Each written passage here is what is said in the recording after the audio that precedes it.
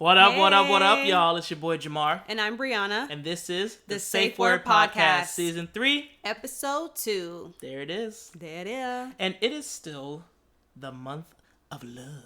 Yes, it's still Valentine's Day month. Amor. Celebrating all month long. Amor. Right, baby? Amor. Okay. Y'all know I'm a fool. Listen, so we have an interesting show today. And I know that you guys have checked out the season 3 premiere, I should say, where we talked about kind of like our own little Valentine's Day viral quiz, so to speak. If you have not, then stop what you're doing. Pause, open up a new window, and watch that one first, and then come back. And you know what? While you're at it, when you're done with this video, why don't you just go ahead and stop on by season 1 and watch everything up till then? How about that?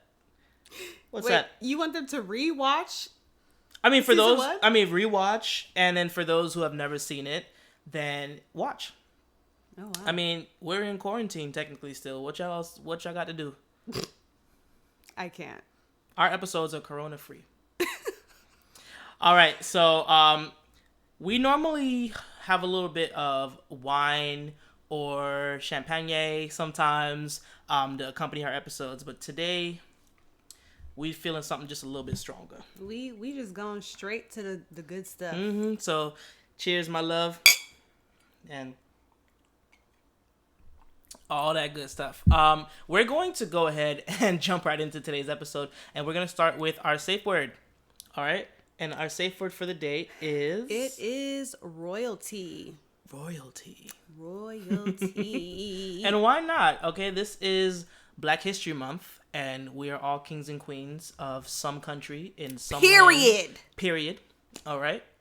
Down in Africa. Everywhere. Is that your favorite noise to make when you talk about Africa? I can't. Oh my gosh. Okay. If we're talking about other episodes, you should definitely check out our anniversary vlog that we had, because you'll hear his lovely voice singing the Lion. I was about to say Lion Country Safari. The Circle of Life. The Lion King song. And I'll do my best Osa accent, which was horrible. Gosh. Yeah, all right. it is. It's very bad. Let me stop disrespecting these people. So, we're going to jump into the first question. Since we said our safe word is royalty, let's go ahead and jump into the first question, my love. So our first question is, do you think a person raised from love can handle a person raised from survival? Let me repeat that. Ooh. Do you think a person raised from love can handle a person raised from survival? What you think? I'm actually curious to know what you think about this. You know, to be honest, purposefully, I did not really put much thought into this because I wanted to kind of answer off the cuff. And I mean, the short answer for me is you can handle anything that you put your mind to. However, I do feel as though coming from two different vantage points, one person being raised in a loving environment and another person kind of being raised in that survival, at all odds, against all odds, type of mentality. I think that those two lifestyles can sometimes clash. And I feel as though you may have to put in a little bit more effort to kind of meet in the middle. But if the love is there and you guys are really feeling each other's vibe, then yeah, of course. But like I said, it's very difficult. It's almost like, so this is not at all the same thing, but imagine like you're Caribbean, and you're trying to court a white person, European. You guys are going to have a lot of different cultural background, what's what I'm looking for? Customs and norms and things that are used to, the things that you guys are used to that your partner's not going to be used to. So in the same case, for someone raised in love versus someone who had to choose violence every day when they woke up, I think that you'll be used to two different things, and you may not be able to really see eye to eye for the beginning at the very least, and it might take you a long time to meet in the middle. I guess, does that answer the question, kind of? Or did I... Do you feel like that answered the question? I mean, this is a safe word, right? This is a safe space. We're keeping it real, you know? I think it's an uphill battle, bro. I think it's an uphill battle. It's tough. It is tough. For me personally, my short answer is yes. I do think a person raised from love can handle a person raised from survival. And I'm going to piggyback off of what you were saying with the, being raised with those two different things. I feel like for my life, I feel like I've seen the two like different sides of the coin as well. One raised from love and one raised from survival. And I feel like you can definitely make it work. Now, it's not going to be easy by any means at all, especially because for a person raised from survival, there's going to be many characteristics and certain routines or certain ways of thinking that you are not going to agree with, and that may be toxic or not conducive to a healthy relationship of any kind, a friendship, intimate relationship, a business partnership, any type of relationship. I feel like some of the characteristics of like a person raised from survival won't really help. So it would definitely take some time to break the person out of those like routines, and show them that here's a different way. Here's the love way. Here's a way that will make you feel differently, and not make you feel like you have to fight and you have to survive, but will make you feel welcome, and secure. So, like I said, my short answer is yes, but I feel like you have to be a strong person to be able to handle someone like that. So that's my answer. The question begs to differ, or begs to bring up the point of, is the juice worth the squeeze? Okay, and what I mean by that, sorry to interrupt your deep breath. What I mean by that is, yes, we all know that you can do anything that you want to put your mind to, but is it worth it? I mean, if you have an opportunity to be with someone who, it's relatively painless, getting to know them and, being with them and kind of being a part of their life and getting married and having kids and fostering a great relationship and building a family, in that you guys both are from the same page, versus someone who you have to fight tooth and nail with to kind of come to an agreement with on almost everything, because you're coming from two different vantage points. Like I said, someone who's raised in love is gonna see things so much differently. Like when you're raised in love, then when you see acts of love, it's nothing out of the ordinary to you. Someone gives you a hug, someone gives you a handshake, someone gives you a kiss on the cheek, whatever. It's nothing to you. When you're raised in survival mode, any act of love that someone extends to you, you might perceive as a threat, or you might perceive as they have a hidden agenda and they want something from you, or they, you never allow yourself to have that moment of freedom of just being able to take it from what it is. And so that's where I'm like, well, is it even worth it at that point for you to even get yourself involved with someone who is that much different than you? And it's not just hanging on or beating up on the person who's raised in survival, because someone who's raised in survival has their wits about them. Someone who's raised in love might be naive. They might get got on a couple times. They might be taken advantage of, and it might be tiresome to as a survivalist to consistently need to validate someone's someone's life. Like someone who's raised in love might be, might need validation a lot more often. They might need the cuddling. They might need the hugs. They might need the reaffirmation of love, versus somebody who's a survivalist might be like, you tell me you love me one time and that's, I know what it is and that's good for me. Like, you get what I'm saying? Like, it's not just about one side.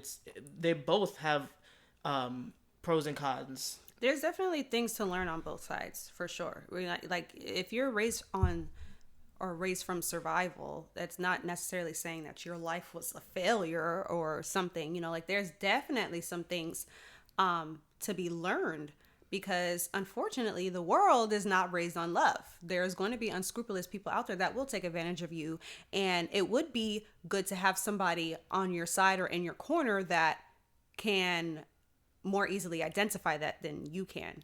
So yeah, there's definitely things to learn from both angles. I feel like if the love is strong or the passion is strong enough, it's definitely worth it. It's definitely worth it. Now, obviously, if you're not really feeling the person, then, you know, it's just kind of like, oh, okay, then no. But if you are really passionate about this person, hell yeah, it's worth it. Absolutely. Absolutely. And nobody's perfect. So, you know, even if like you feel like this person is not for me because, you know, their ways are so different from mine, and their way of thinking is so different from mine and whatnot, there's always going to be somebody out there or there's always going to be something that you're not going to like about a person who you're involved with. So, yeah. And what do you guys think? I mean, by no means are we relationship gurus or love doctors or whatever. I am. I don't know what he's talking about. Anyway, by no means are we relationship gurus. So for all we know, you guys could be sitting at home watching this episode and catching up with the other episodes with someone who does initially meet the standard of polar opposites between you and them in terms of the way that you guys were raised. We're raised on love, raised on survival. You know, does it work for you guys? Has it worked in the past and maybe something else got in the way? Or, you know, did you have a struggle story when you guys were climbing your way up to love? You know what I mean? Let us know. You know, feel free to write in the comments your story. Send us an email, the Safe Word Podcast @gmail.com. And if you want it to be anonymous. I mean, honestly, we're really interested. This is the month of love. We want to know that even in the darkest of circumstances, that love still wins. Mm-hmm. Hallelujah. Facts. This nigga spitting. Okay. Okay. All right. So, next up, our final question is going to be one that I feel like I'm going to have to load up a little bit. Y'all know I like to talk, so let me not make this a 20-minute explanation. But so the question is, why do we chain people to their past? Okay? Why do we chain people to their past? And just to give a little context, why do we make it so that people are, you know, if they attempt to grow or evolve from their past, then we block them. We stop them from doing so. And when I say we, I mean we as a culture. Okay? It's Black History Month. Let's be honest. As a culture, why do we chain people to their past? Babe?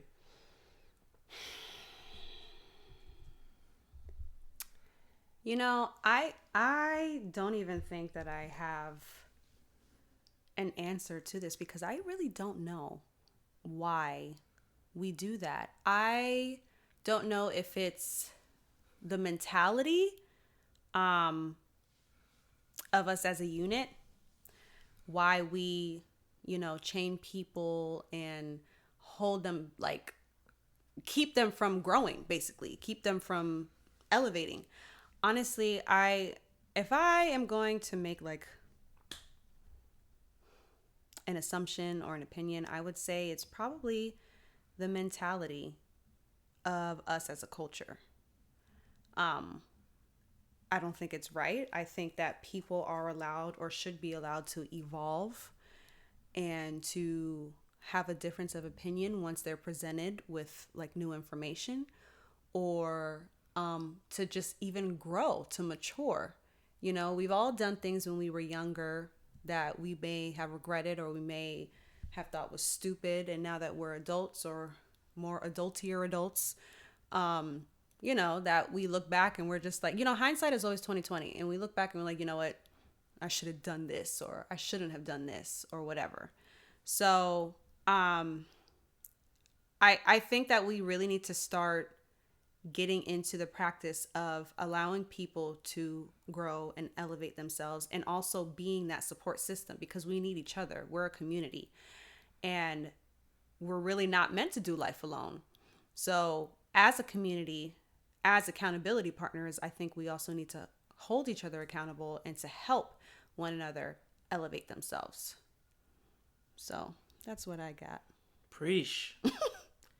Preacher. Yeah, I agree. I agree 1,000%. I feel as though, royalty. I feel as though us as a culture, we're really petty as hell.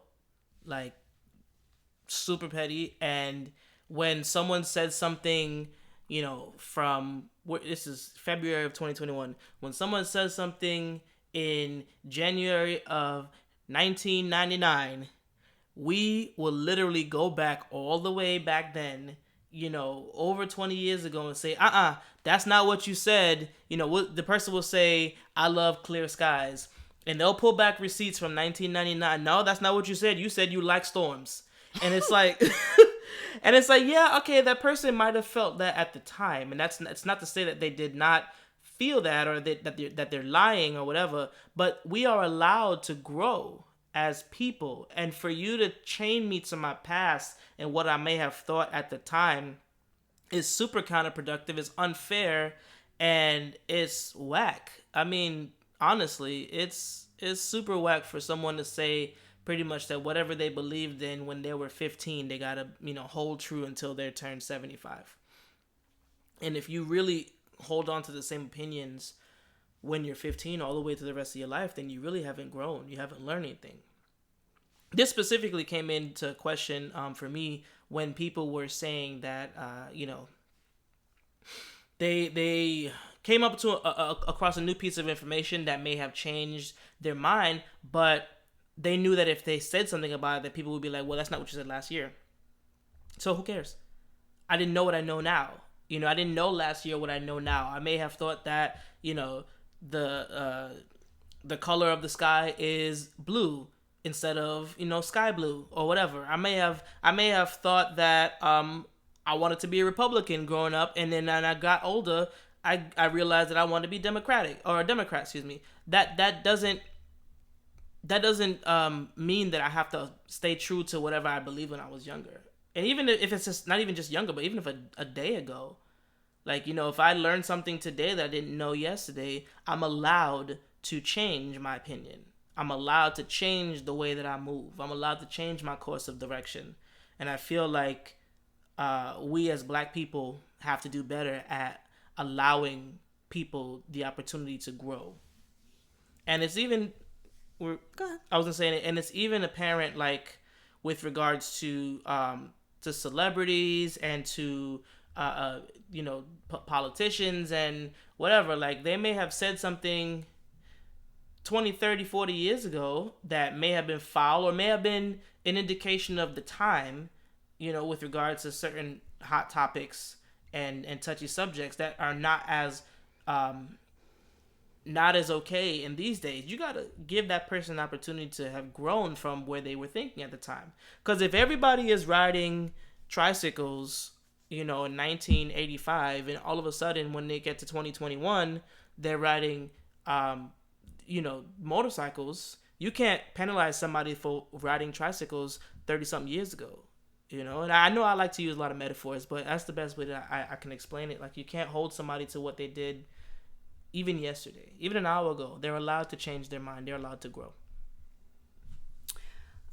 Well, speaking of celebrities, I'm going to segue a little bit because this question actually reminded me of Aisha Curry with that whole situation when she had made a tweet a few years ago. I said basically saying like, oh, everybody loves to show skin and, whatever, but not me. I like to, keep mine for the one who matters. Whatever she said, I don't quote me. I don't remember, but it was along those lines. And then all of a sudden, when she has a nice, slim, sexy body, she's posting all these bikini pics and, pictures where she ain't got no clothes on. Okay, let's keep it real. So people were like, oh, I thought you wanted to, keep it for the one who matters and whatever. And to be honest, I mean, I'm not a commenter. Like, I'm not going to go and troll people. But in my mind, I was thinking the same thing. I was like, yeah, like, back then you was saying X, Y, and Z, and now you over here posting pics that you were once like penalizing people for. And I want to know what you guys think about that, because do you think that that falls in this same category? Do you think that she has a, well, not that she has a right, because of course she has a right, but do you think that it's wrong for her to be doing that after what she said? And she never, at least from my knowledge, issued like an apology or anything.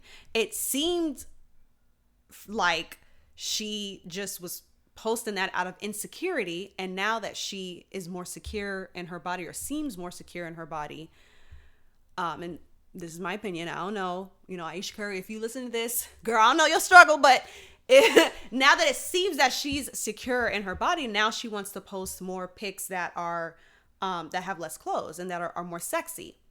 So what do you think about that? Because I feel like, yeah, she's allowed to grow or whatever, but it's not even like she addressed it. Like, she just said that, and then all of a sudden now you're posting pics now that you lost weight. Well, my short answer is, and it's her page. She can do whatever the hell she wants to do. If she wants to say, you know, 5 years ago that she's gonna and truthfully, I mean, if you look at the picture that she posted that Brianna's referencing, it's a picture that is tastefully risky, so to speak. Like, the way that she posed, technically, she appeared to be nude, but because her arms and legs were in the way, you don't really know for sure what was exposed at that time. But my answer is still the same. And okay, so she said that 10 years ago. Yeah, you could crack jokes on her and be like, you a hypocrite, or now that you lost a little weight, you want to show a little skin. But for me, that's where it ends. Okay, yeah, she said that. That's something. But am I going to now say, no, Aisha, you're not allowed to wear, you're not allowed to be scantily clad. You're not allowed to wear anything less than a nun's outfit because 5 years ago on June 1st, you know, whatever, you said that. I want to keep the good stuff for my man. And I feel as though we are quick to kind of pull out receipts, so to speak, to condemn somebody for having a difference in opinion and growing. And I don't think that that's right. Because we ourselves, we literally change our mind about things on a regular basis. And I feel like I said, going back to it, you're supposed to change your mind. You're supposed to grow in life. If you're still thinking the same way you were thinking before you hit 30, then maybe you need to reevaluate your way of thinking. What you think? Well, for me, in her particular situation, I feel like, is it really growing? Because I feel like for you to grow, you mature, you realize that how you thought or what you said or what you did at this time in the past was not maybe the best way, and you grow into a more mature individual who thinks separately or who thinks differently about that particular situation. I don't feel like that's what she did. Like, I feel like now that she has a new body or a changed body, that she's just posting pics, you know, whatever. And I mean, of course she can do that, but I don't feel like she grew. Like, I just feel like she just, I don't know. It just, I don't really know. Well, there's more to it than that, from what I understand. I mean, I did hear, I'm not into reality TV. I'm not into celebrity gossip or any of that stuff, but I did hear that the message that she had put out at the time wasn't in reference to that in specific. It was some other crap, whatever. But like I said, the only time that I feel like somebody should really be apologizing for their past in that nature is if it's something that's directly heinous, like if it's a hate crime, or if it's something that is anti-Semitic or racist or whatever. Then yes, you should absolutely apologize for your past, and you should aim to move forward as a changed person. And we should be able to allow them to grow. Now, if you don't mess with that person no more, and you like, I appreciate you said that, but I'm good off of you for the rest of my life, then that's different. That's fine. That's your right. But in that same sense, you know, it's just like a person who goes to prison and serves their time, and they come out, you know, they're never really done serving their time. if we really want to be honest. That, if you're a felon or an ex-felon or an ex-con or whatever, you're never really done serving your sentence, because the way that the world looks at you in the court of public opinion is that you are a stain on this earth. And I feel as though, how are you supposed to grow if we indeed go to prison to save to pay for our sin and to do our time for the crime that we did? Then why is it that person can never? I'm not talking about like a child molester or whatnot. So, I'm not talking about something that's just like disturbing. I'm talking about, let's say you accidentally kill somebody in self-defense, or let's say you rob a bank or whatever. You serve your time, and you should be allowed to re-enter society, and certain liberties should be given back to you. But unfortunately, in the way that most things work out, you have that stain on you for the rest of your life, no matter what. And jobs won't hire you. People look at you differently, and it's not everybody that is in that category. Like I said, there are people who even look at the exonerated 5 who were once the Central Park 5, just because their feet touched the inside of a penitentiary, they looked at as guilty. And I mean, is that fair? So now you're gonna sit here and judge them for the rest of their life? They're not allowed to grow. They're not allowed to take on new leases on life. I can go on and on, but that's my opinion. I feel like you should let people grow. Don't chain them to their past, and don't expect a perfect person, because the way that this world is leading towards, you got to be perfect from the moment you're born. Like, you're not allowed to make any mistakes whatsoever. If you make a mistake, you're canceled. Bullshit. And it's unfortunate. It really is. It really is. It really is. But any final thoughts, my love? I mean, I was hearing what you were saying about the about like felons and stuff, and I can go on and on about that, because if any of you don't know, I'm a criminal justice major, and I got my master's in criminal justice, and I can go on and on for days about how this system is corrupt, but I'm not gonna go there. But yes, I definitely agree with you, and it's unfortunate, but we need to do better. We need to do better. Maybe we might bring it up in a future episode. Dun, dun, dun. Well, that's our time for this week, guys. Like I said, we definitely got a little deep into these questions, into the discussion. So that's why we had our little apple juice over here, so to speak, if the kids watching. For me, I thank you guys once again for tuning in. This promises to be a very special season, and we can't wait to show you what happens, what lies in wait.